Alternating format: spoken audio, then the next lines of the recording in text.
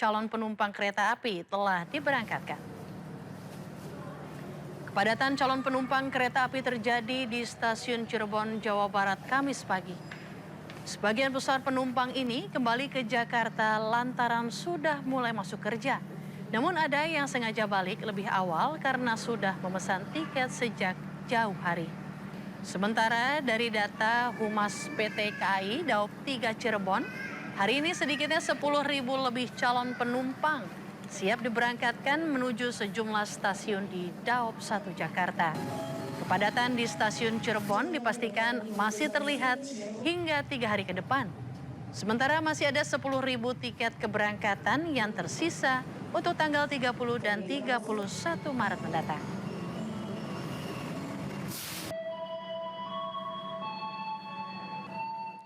Ribuan penumpang masih memadati stasiun kereta api Kota Bandung, Jawa Barat. Para pemudik ini akan kembali ke daerah asal usai mengisi waktu libur lebaran di Kota Bandung.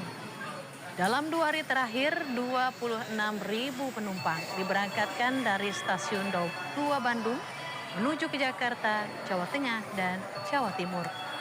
Pada masa angkutan lebaran tahun ini, PT KAI Daob 2 Bandung telah menjual 363.000 tiket. Calon penumpang diprediksi akan terus meningkat seiring dengan berakhirnya masa libur sekolah. Sementara itu arus balik lebaran dengan moda transportasi kereta api masih berlangsung. Jumlah penumpang yang tiba di Jakarta masih mendominasi dibandingkan keberangkatan keluar kota Jakarta. Di wilayah Daob 1 Jakarta, volume kedatangan penumpang masih terpantau tinggi hingga saat ini.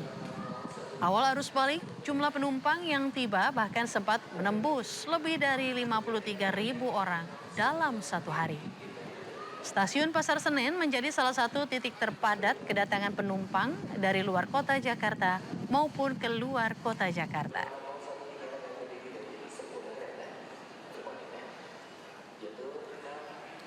Ya, untuk mengetahui suasana terkini di Stasiun Pasar Senen Jakarta, kami sudah terhubung dengan rekan Yasmin Atania dengan juru kamera Laksana Tiara.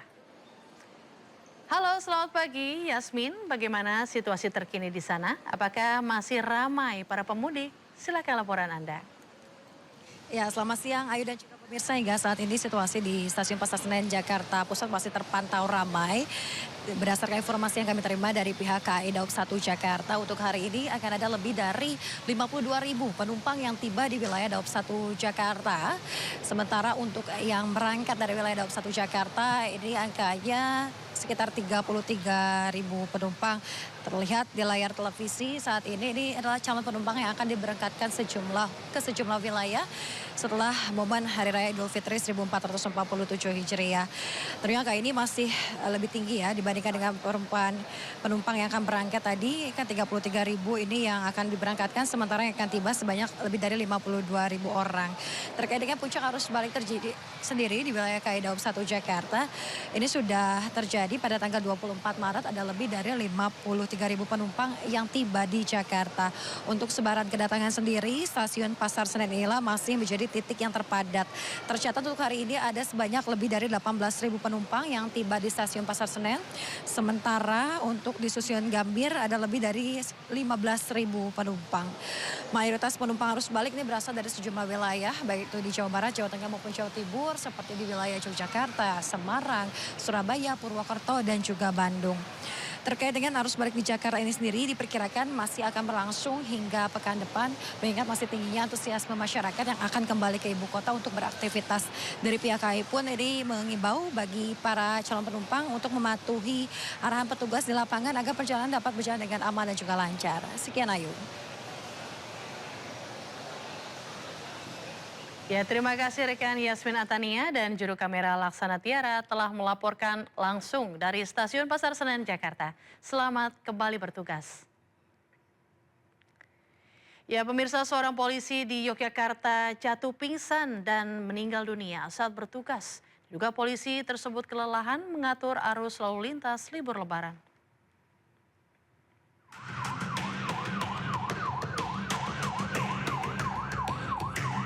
Kepala Pos Pengamanan Tugu Yogyakarta Ibtu Nur Alim meninggal dunia saat menjalankan tugas pengamanan arus mudik Lebaran 2026. Ia diduga kelelahan mengatur arus lalu lintas libur Lebaran dan jatuh pingsan saat memesan makanan di sebuah warung makan. Ibtu Nur Alim kemudian dievakuasi ke Rumah Sakit Bethesda dan dinyatakan meninggal dunia. Diketahui pingsan itu jam 11.40 WIB, langsung sama pemilik warung, pemilik warung datang ke Pospam dan menemui Pak Aris. Selanjutnya Pak Aris langsung di TKP dan beliaunya sudah pingsan dan langsung dibawa menunggu dari Dokes Polresta dan langsung dibawa ke Rumah Sakit Bethesda. Jenazah Ibtu Nur Alim yang juga menjabat sebagai Kanit Lantas Polsek Gedong Tengen diserahkan ke keluarga untuk dimakamkan. Dari Yogyakarta, Gunanto Farhan, iNews melaporkan. Pemirsa, arus balik Lebaran di Pelabuhan Bakauheni Lampung terpantau lengang pada pagi ini. Tidak ada antrian panjang kendaraan yang hendak menyeberang ke Pulau Jawa. Sementara itu, situasi Pelabuhan Bakauheni Lampung terpantau lengang pada pagi hari. Kendaraan yang datang langsung memasuki area pelabuhan tanpa harus mengantri panjang. Situasi ini berbeda dibandingkan kondisi pada malam hari sebelumnya, di mana sempat terjadi kepadatan kendaraan akibat meningkatnya volume arus balik pemudik yang hendak kembali ke Pulau Jawa. Hingga pukul 14 waktu Indonesia Barat kemarin, tercatat 55.000 penumpang dan 13.000 unit kendaraan telah menyeberang ke Pulau Jawa. Meski terpantau lengang, puncak arus balik gelombang kedua diprediksi berlangsung pada 28 dan 29 Maret mendatang. Dan untuk mengetahui kondisi terkini di Pelabuhan Bakauheni Lampung, sudah ada rekan Salam Pulungan dengan juru kamera Surya Lisantoso di sana.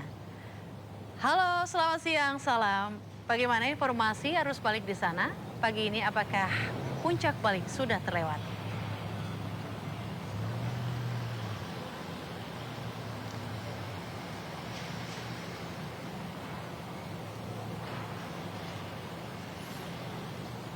Ya, Ayu dan juga pemirsa, untuk kondisi terkini situasi arus lalu lintas di kawasan Pelabuhan Bakauheni Lampung masih terpantau normal. Belum tampak adanya antrian panjang kendaraan yang akan melakukan penyeberangan di momen arus balik Lebaran 2026 ini. Memang berbeda situasinya kalau kita bandingkan pada malam hari tadi yang memang sempat terjadi adanya antrian panjang kendaraan yang akan melakukan perjalanan arus balik. Karena memang kalau kita lihat secara seksama, memang kalau di layar televisi Anda, ini terlihat kendaraan yang sedang mengantri untuk masuk ke dalam kapal secara bergantian untuk arus kendaraannya sendiri. Dan memang kalau bisa kami informasikan kepada Anda, Ayu dan juga pemirsa, untuk situasinya ketika waktu pagi, siang dan juga sore ini cenderung lengang untuk aktivitas dari volume kendaraan yang akan melakukan perjalanan arus balik. Tentu ini bisa dimanfaatkan oleh para pemudik untuk bisa memilih waktu perjalanannya ketika pada waktu pagi hingga sore hari. Karena di waktu-waktu tersebut ini volume kendaraan cenderung lebih sedikit jika dibandingkan dengan pada malam hari.